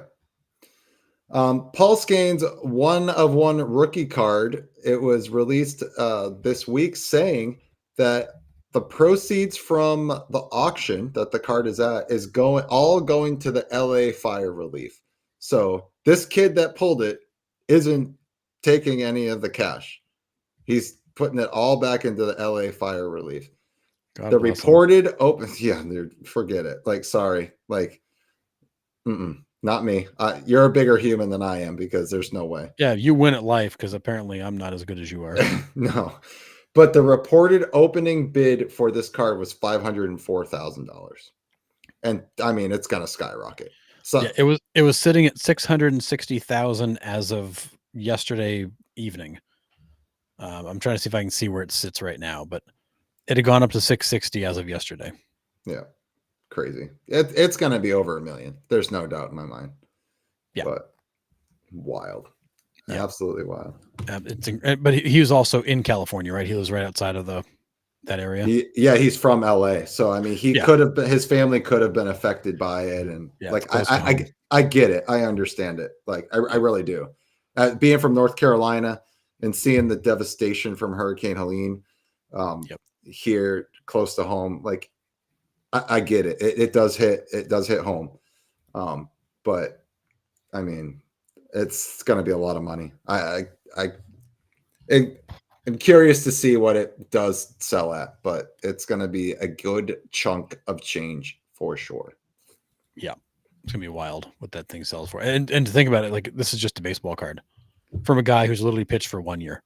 Yeah, right. Like it's astonishing that this is where we're at. Yeah, crazy. All right. The WBC field is set, sort of. So they did have the qualifying teams. The qualifying teams are not placed in a pool yet. Our qualifying teams are Nicaragua, Chinese Taipei, Colombia, and Brazil. They just got in, I think it was this week, right? Yeah, this week. Yeah. So Brazil was the last one to qualify. So they'll kind of divvy them up into the pools here. But Pool A, we got Puerto Rico, Cuba, Canada, Panama. Pool B, United States, Mexico, Italy, and our favorite jerseys of last WBC, Great Britain. Yep. Pool C, we got Japan, Australia, South Korea, Czech Republic. And then Pool D, Venezuela, Dominican Republic, the Netherlands, and Israel. How are we feeling? Who do you think could be a sneaky team in here? So I think this pool sets up great for the U.S. and Japan. I think the U.S. and Japan have easier paths forward. The U.S. is really only going to face Mexico, who's a real threat. Japan, I would argue, probably could walk through this bracket. Yeah. The Dominican Republic has got Venezuela and the Netherlands to deal with. Netherlands isn't a joke. Venezuela is good. That could be an interesting pool to watch, because if the Dominican Republic stumbles at all, you could have those two teams pounce. And then in Pool A, having Puerto Rico and Cuba together is interesting. I think the sleeper in all of this could be that Cuban team, because that's another bracket that's kind of weak. And if they can get over Puerto Rico, they might be able to run the table there. Yeah. I agree. Was it the Czech Republic last WBC that had like the men's league guys? Yeah, Like the guys that were like the plumbers.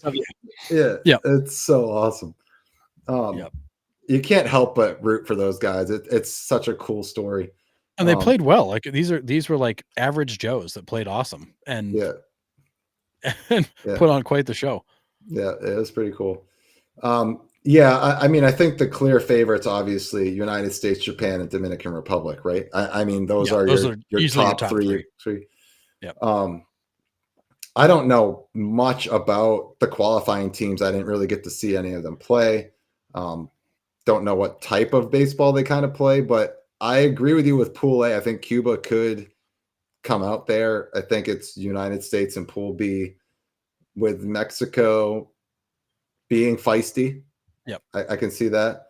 I'm with you. Pool C, I think, cakewalk for Japan. Japan's going to walk through that one.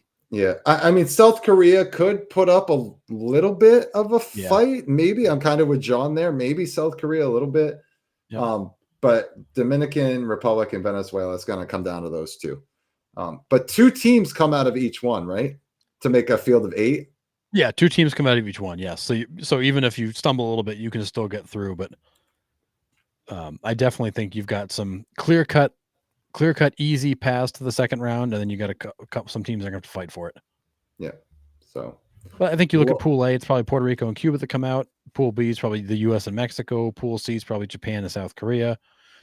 Pool D is probably Venezuela and Dominican Republic, probably the teams that come out. And after that, they get reshuffled, and then it gets interesting. Yeah.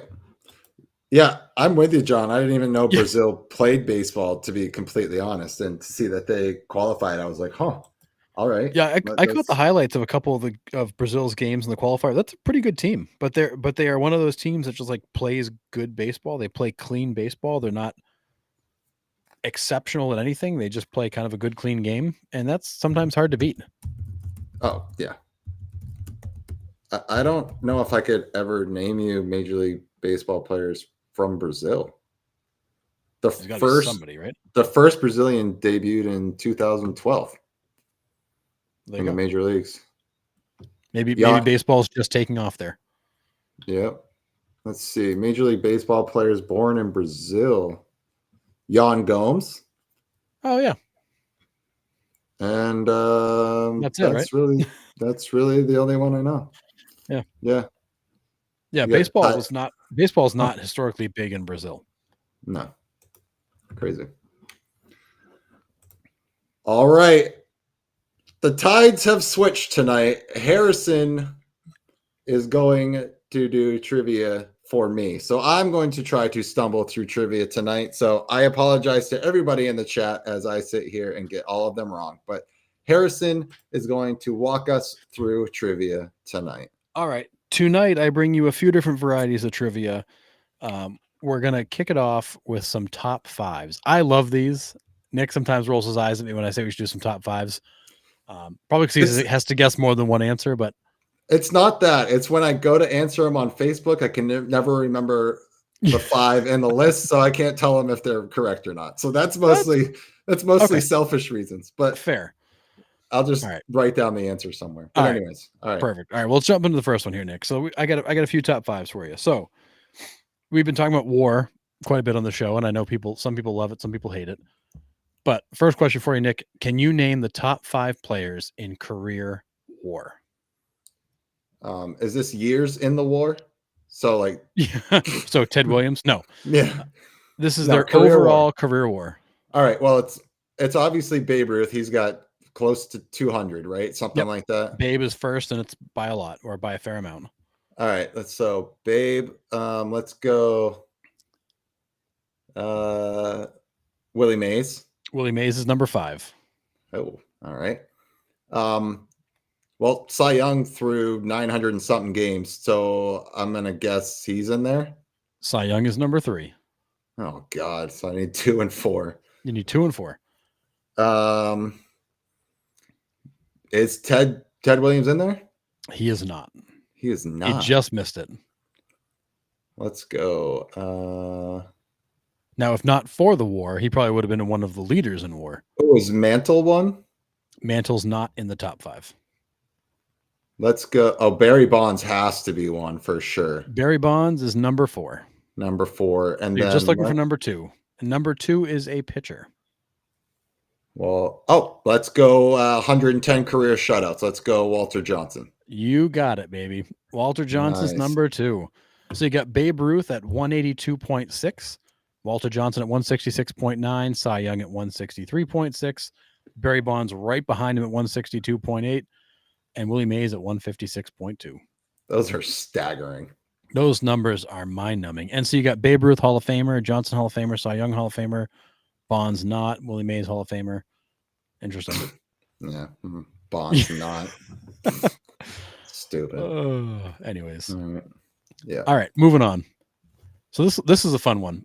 So can you name the top 5 highest earning players in history? And this is from contract salary only and money they've actually received. So like Shohei's not number 1 because he hasn't actually collected the money yet. Oh God.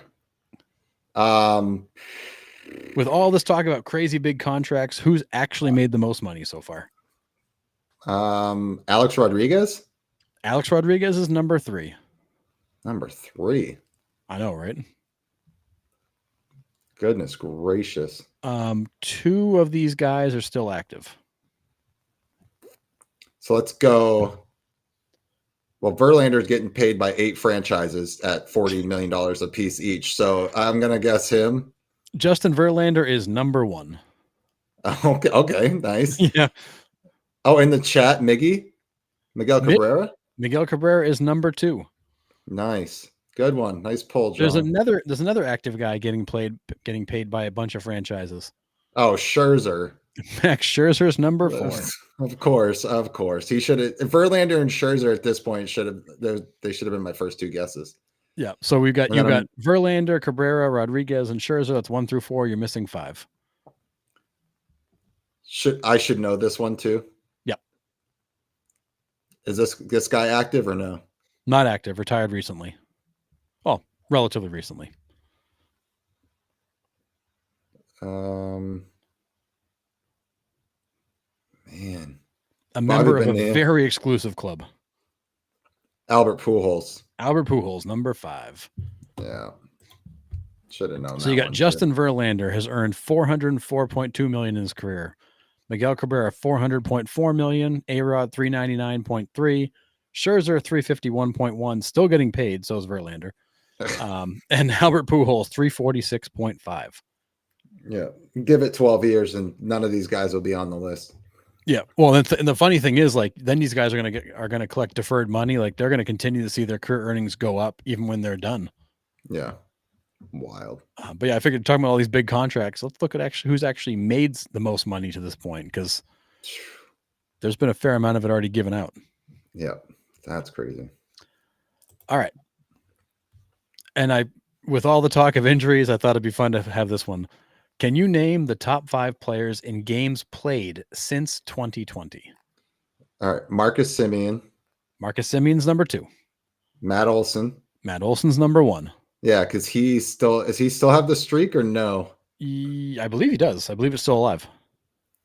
All right. So those 2 definitely I know, because Semien plays 162 as well. These next ones. Matt Olson's only played 5 more games than him since 2020. Yeah. Jacob deGrom.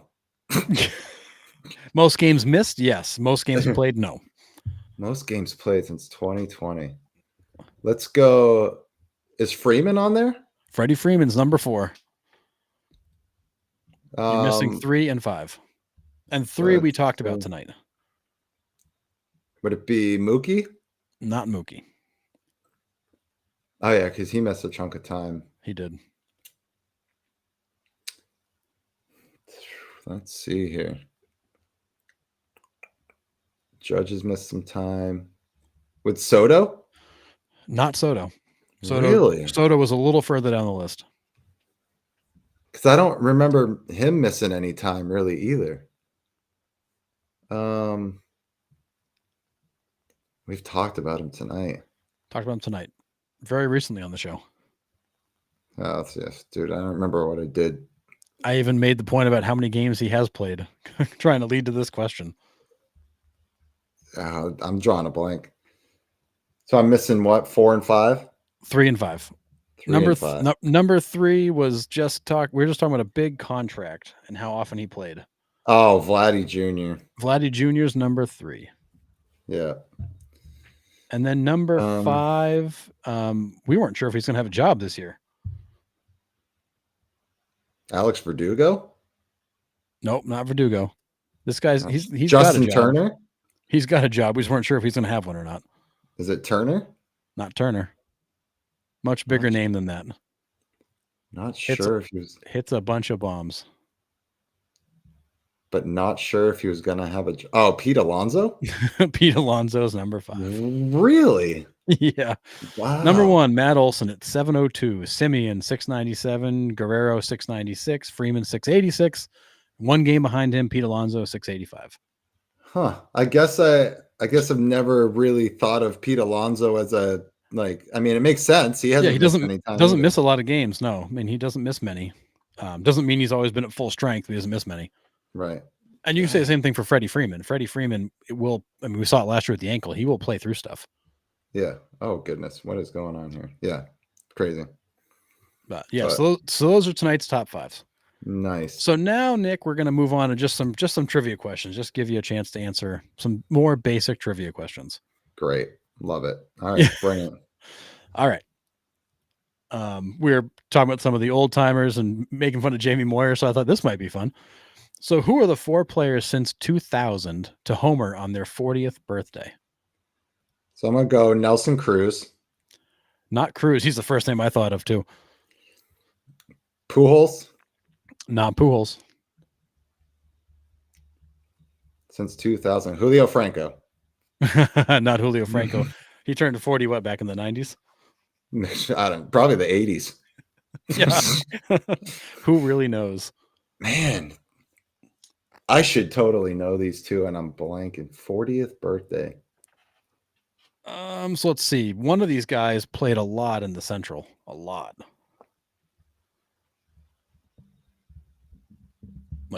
We might call him Mr. AL Central. Mr. AL Central. Mr. Tomey. Mr. Tomey in 2011. Okay. Did A-Rod do it? A-Rod did it in 2015. Okay. It's harder to think of who actually got to 40. I know who made it actually that far. Hit the homer. Somebody did it in 2023, and we are huge fans of him. Joey Votto in 2023. Yeah, should have known that one. And the last one you're missing was actually in one of your AI pictures with the Men in Black guys. Chipper Jones. Dang.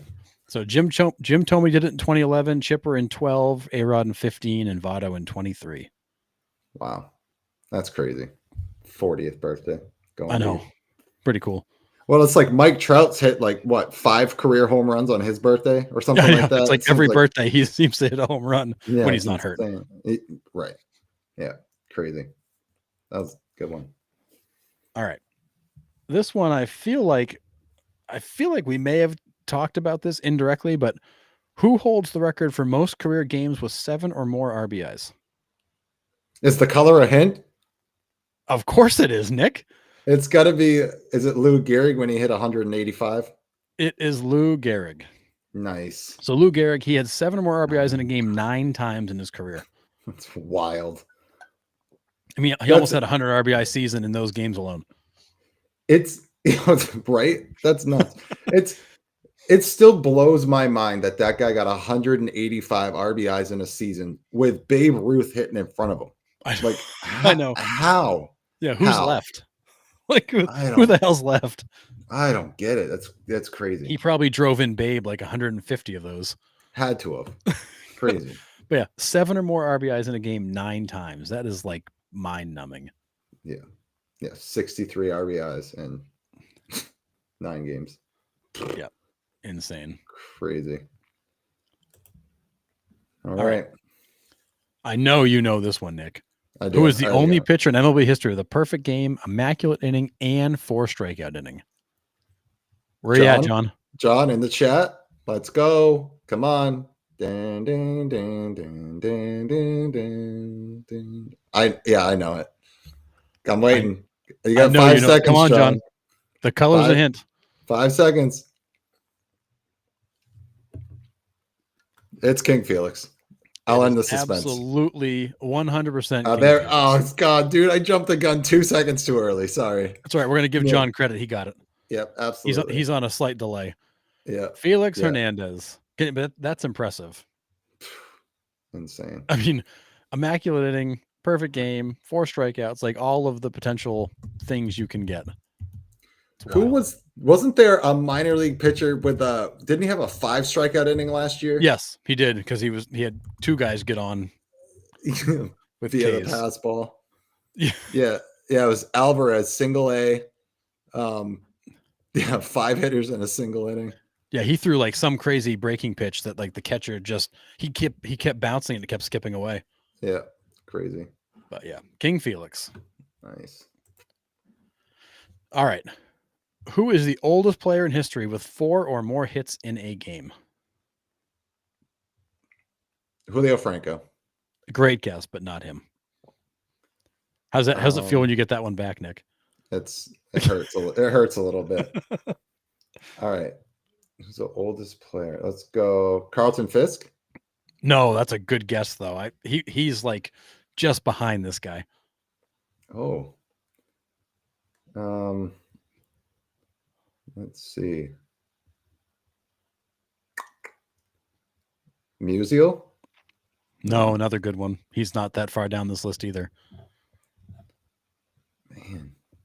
It's red and white, so I'm going either Reds, Cardinals.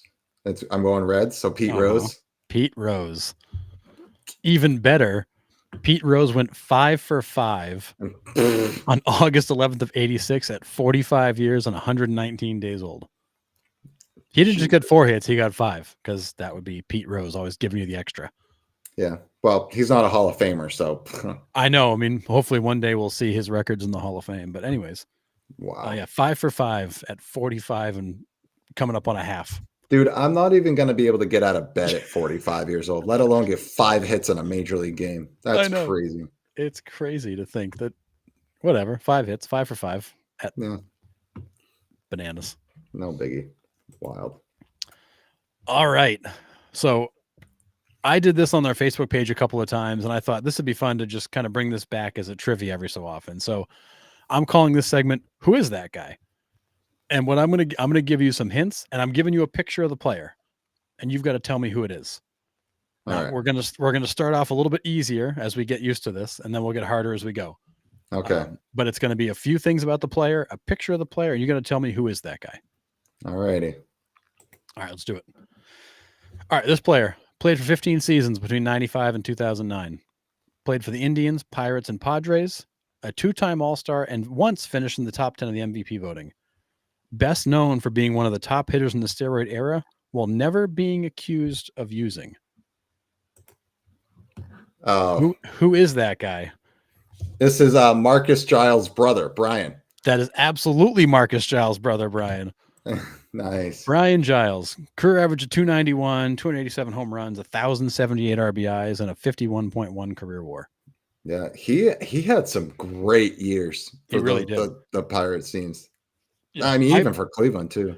I put him in here because he's one of the hitters from that era that I remember so well, because he was so consistently good. He had that unique, like, open scooch down batting stance too. Like, he had an interesting batting stance, and kind of this almost like a slasher type swing. And then he had this like interest, as you see, like the high follow through, like, really interesting guy. Unfortunately, played on a lot of bad teams. So it is what it is. Absolutely, that's a good one. All right, next one. Another guy played 15 seasons between 2002 and 2017. Played for the Jays, the Dodgers, the Phillies, and the Nationals. One-time All-Star, one-time World Series champion. He is best known for being the first player inducted into the Nationals Ring of Honor. Who is that guy? That's Jason Worth. Yes, it is. That's a good one. Jason Worth, career average of 267, 229 home runs, 799 RBIs, and a 29.2 WAR. Yep. A guy who at his peak was really good, but otherwise kind of unremarkable. He kind of had a unique swing too. He had it was almost like stiff kind of going through the zone, and then like Richie Sexton. Like it was that like stiff arm swing that generated a lot of power, but yeah, he did not adjust well to off speed pitches. To like he had one swing path, that was it. Yeah, but when he hit a ball, he hit him a long way. Yes, he did for sure. I didn't know he was in the Nationals Ring of Honor though. He is, yeah, the very first guy inducted. Wow. All right. Played for 6 seasons from 99 to 2004. Played for the Blue Jays, Athletics, White Sox, and Marlins. Reliever with a career-high 44 saves in 2002. He's best known for his unique facial hair and being the number 4 overall pick by the Marlins in 1996. Who is that guy? And I did not give you the facial hair on purpose. Oh my goodness. And in the chat, who is that guy? Hold on. I'm going back to the notes real quick. Go ahead. Blue Jays, Athletics, White Sox, and Marlins. Is this Billy Koch? It is absolutely Billy Koch. Dang. Nicely done. He looks so different. I know. He looks so different with a clean shaven. That's crazy. John, yes, starts with the B. You're on the right track. So Billy Koch, career record of 29 and 25, 3.89 ERA, 163 saves, and a 5.4 WAR. Dang. Yeah. There's a picture of him you'd more recognize there with the little facial, little flavor saver under his lip. Drove me crazy. And I remember with the Blue Jays, he used to drive me as a Red Sox fan crazy. Yep. Dang, Billy Koch. Go on. Yep. Good pull, Nick. All right, here we go. Played for 7 seasons between 2017 and 2023. Played for the Brewers, the Royals, the Rays, the Orioles, and the Angels. Has a 187 career batting average and plays the outfield. Best known for the time he faked charging the mound against Jorge Lopez. Who is that guy? Oh, that's the best reliever in the game, and you can't tell me he's not. That's Brett Phillips. Oh, I put this one in just for you, Nick. That is absolutely Brett Phillips. Career average of 187, 31 home runs, 99 RBIs, career WAR of 4.7. And here's the picture of him and Lopez laughing after he faked charging the mound against him. Yeah, that's funny. Brett Phillips is one of those guys that I feel like we all remember, but he didn't do anything, but he was just a memorable guy. He had that walk-off hit in the 2020 World Series. Yes, he did. Like I think that's when people started to kind of like take notice that like he was even a guy like that. It's crazy that one moment in baseball history can like really bring you into the spotlight. But that's this moment with Jorge Lopez is a clip that I see all the time. Yeah, it is funny. Yeah, but I'll take him if he's available. I think he's in the White Sox system last time I knew, because when I went to the Charlotte Knights game, he was with the White Sox. But yeah, he's still floating around somewhere last I saw. Yeah, that's a good one. Brett Phillips.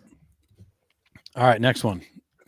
Played for 11 seasons from 2004 to 2015. Played for the Rangers and the Angels. Left-handed starter with a career record of 94 and 70 and an ERA of 3.74. He's best known for his conversion from a struggling closer to a 2-time All-Star as a starting pitcher. Who is that guy?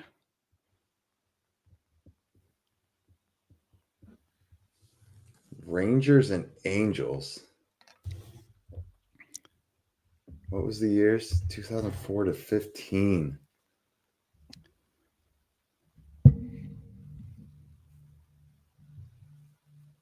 The only left-handed Angels pitchers that I'm thinking about during that time was Jared Washburn, but I don't think it's him. Is it? It's not Washburn, but they pitched back to back in that rotation. Oh man. I knew that. I knew it didn't quite look like Washburn. I would say he had like a season and a half as an effective closer for the Rangers. Then he really struggled and got moved to the Angels, where he paired up with Jared Weaver, and they were a pretty good 1-2 combo out there for a while. Yeah, Yeah, John, you're on the same that path with Washburn. Yeah, that was my guess too. he and Washburn were on the same staff.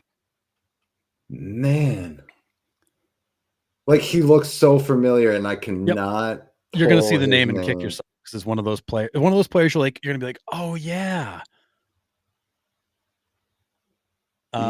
His first name was 2 letters, if that helps. It was like letter period. Yeah, like JP Arancibia or Exactly. J.A. Happ or something like that. Yep, just like that. Left-handed starter. Yeah, I don't have a clue. Anybody in chat know who that guy is? Washburn and you had, and no I will say, clue. You at one point in time you had the 3 W's in that rotation: Weaver, Washburn, and this guy. Yo, I don't have a clue. I don't have a guess. I'm stumped. All right, let's flip. This is Get out of here, CJ Wilson. I knew you'd go. Come on, man. CJ Wilson, career record of 94 and 70, 3.74 ERA, 52 career saves, and a 17.5 career WAR. You know, his face in this picture is how I remember CJ Wilson. Yep. That to me does not look like CJ Wilson. Yeah, just like a different angle changed it. Yeah, it's crazy. Dang it. I should have known that. I'm mad at myself. All right, we're done with trivia now. I'm pissed off. Oh, you mean it's hard to not get them right? Yeah, it stinks. Welcome to my every week. All right. I get it now. Moving on. All right, I think I got 2 more for you. This player played for 9 seasons from 08 to 16. Played for the White Sox, Padres, and Rays. Primarily a shortstop, but did play some second base. Best known for being the Rookie of the Year runner-up in 2008 and a 2-time Silver Slugger. Who is that guy? Alexi Ramirez. It is absolutely Alexi Ramirez. Yep. Career average of 270, 115 home runs, 590 RBIs, and a 21.5 career WAR. A very underrated offensive shortstop in that era. Yep, for sure. That's a good one. All right. I think this is the last one, Nick. And I think this is a slam dunk for you. Played for 15 seasons from 1986 to 2000. Played for everybody. The Phillies, the Dodgers, the Padres, the Mets, the Pirates, the Red Sox, the Mariners, the Expos, and the Astros. Middle reliever with a career 5.9 K per 9. Best known for having a brother that also pitched at the same time. Who is that guy? That's Mike Maddox? That is absolutely Mike Maddox. Nice. I put him in here because I know you love him as a pitching coach. So Mike Maddox, career record of 39 and 37, 4.05 ERA, 20 saves, career WAR of 5.6. The current pitching coach of your Texas Rangers. That's right. Nice. That was a good one. I love how you put the baseball cards in there. That's a great touch. I thought that would be a cool way to introduce them, is put the card up, because I'm going to share some stats. It's like looking at the card. Yeah, that's so cool. Nice. Yeah, John, another guy who fell off. I'm assuming you're talking about Ramirez, but a guy who was so good for a stretch and then just completely disappeared. Yeah. Actually, he was a guy that I used to really like to watch play. I mean, he was a great hitter and a generally good defender. He was a much better defender earlier in his career than later. But fun guy to watch. Yeah. Man, nice job with those. Those are awesome. Yeah, I figured we'd mix it up a little bit. I really enjoyed, so I think I put Sterling Hitchcock up on the page a while back, just kind of a random obscure player. But I thought that'd be something fun for us to do, because there are some guys like you're going to look at and immediately know. And there are other guys you're going to be like, I have no idea who that is. Like that, the CJ Wilson one. Like I totally should have known that one. And I just wasn't connecting the dots. And then I'm like, of course it was him. Yeah. Those are fun to put together, finding the pictures. And I thought the baseball cards would be fun as we flipped them over. Absolutely. Yeah. Like, I mean, I love putting the trivia together because like I learn a lot when I'm putting it together. But I just love creating it too. So it's a lot of fun for us. So I hope you guys still enjoy that and love those, but Nice job with that. Yeah, and keep your eyes out. We'll be dropping them on the page. Feel free to come back around and answer them. Yep. But I think that's Absolutely. that's a type of trivia we can mix in that I think would be fun. Just to do a little something different. Yeah. Yeah. I'd love a Harrison's Obscure Player of the Day segment. Yeah, for sure. That would be awesome. Oh, okay. Yep. May just have to do that. That would be a cool one. Oh, Do nickname trivia. That would be fun. Yeah, we were talking about on the rounding third Boston about the password, Justinson Garcia. Like, I mean, there's so many nickname trivias out there too that are good ones. I started doing that with the AI. Like, I did like the Iron Horse, and I like put in the AI generated image of an iron horse, a horse made of iron. Those were fun. I was like, oh, yeah, those are good. But yeah, we have a whole bunch of stuff in our notes that we want to definitely do and try out, but it would be awesome. It's hard because we can't do it all at once, but so we kind of just continue to drop them in here and there just to mix it up. Yeah, absolutely. All right. Do you have anything else for tonight? I know we've covered quite a bit, but we have. The only thing I had was the Tampa Bay Rays thing, but we already jumped on that. So no, I think we're good. We had that was a lot of fun. We got baseball happening opening day next week, right? Is it next Monday? It's the 18th. No, so we got 18th, one more full week, and then it starts the 18th, which is Thursday? No, Tuesday, Wednesday. I don't know. Yeah, I think it's Tuesday, Wednesday. I think you're right. Either way, we got real baseball coming soon. Yes, absolutely. Yeah, Tuesday, Wednesday. Forrest, Dan Herron, we've talked about him a bunch on the show. He had another one of those guys that had like a sneaky good career that you just kind of forget about. Yeah, another one of those A starting pitchers that came up, and then they shipped him out. You had, was it Mulder, Hudson, Zito? They came up. Then it was Herron, Harden, Rich Harden, and there was the third one in there too. Was Gio in that group? Mayo, maybe Mayo. No, was Gio Gonzalez in that group or no? He might have been, or a little bit after. Yeah. But then in the midst of all that, you had Houston Street. Like, you had all these other pitchers that came up and played really well for them, and they always ended up somewhere else. Yeah. Yeah, he started in Oakland I got Rich Harden up. Sorry. He started in 03, but 03 A's roster. I know there's another pitcher on there because it was like, oh, they just keep coming up in threes. Like, why are they coming up in threes? Yeah. Yeah. I mean, Herron's career was 153 and 131 record, 375 ERA, 2,400 innings, a little over 2,000 Ks. Oh, that whole staff was ridiculous. Always. They just kept rolling them out. Mulder, Zito, Ted Lilly, Tim Hudson, Aaron Harang. You had Ricardo Rincon. Remember him? Oh, Keith Folk, Chad Bradford. I used to love Chad Bradford scraping his knuckles as he threw a pitch. Yeah. Yeah. So Harden came up in 03. Dan Herron must have been later on. Let's see. 04 A's roster. Oh, Elizabeth, we got our prediction show coming up. We're going to jump into MVP favorites, Rookie of the Year favorites, World Series favorites. We're going to dive into all that in the next week or two. Yes. Stick with us on Sunday nights. You'll see it. Absolutely. Zito, Herron, Joe Blanton. Oh yeah. I forgot Blanton started there. Best known for his time with the Phillies, but yeah. Yeah. I mean, they just seemed like they kept the starting pitchers just came up and then they dealt them. Came up, then they dealt them. Yep. It's crazy. Yeah, that's what they've always done. Yeah. Crazy.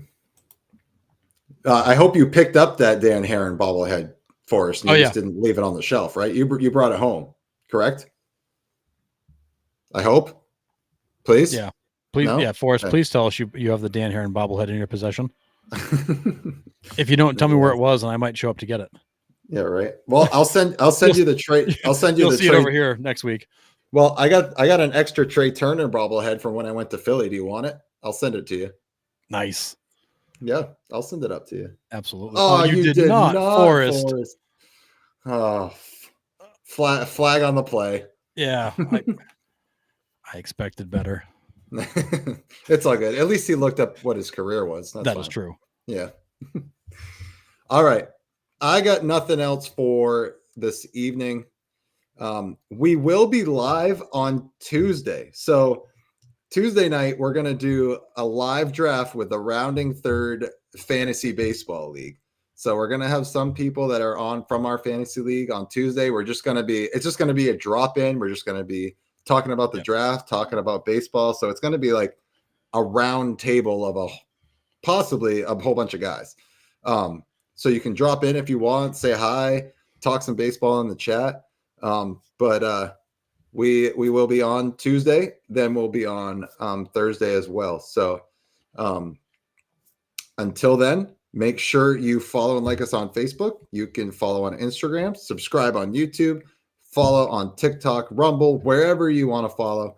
And then you can also listen on Spotify and Apple Podcasts or wherever you get your podcasts. Please share our show with everybody that you know that is baseball fans. We're trying to grow as much as possible. Everybody in the chat has been incredible with their support, and we love that you guys keep coming back week after week. It really does mean a lot to us. I know we say it a lot, but I don't think you guys really understand how much it really does mean to us to keep coming back and talking. But really appreciate it. Yeah. So and if you're watching the show on Facebook or you're listening on Spotify or Apple Podcasts, please leave us a review. It helps get our show in front of more people. We'd love to hear your feedback. So if you've got just a minute, drop a review on whatever platform you're listening on. We'd appreciate it. Yes, very, very much so. So until Tuesday or Thursday or whenever you get your homework finished, John, come back and hang and talk some baseball. So until then, we'll see you all next time.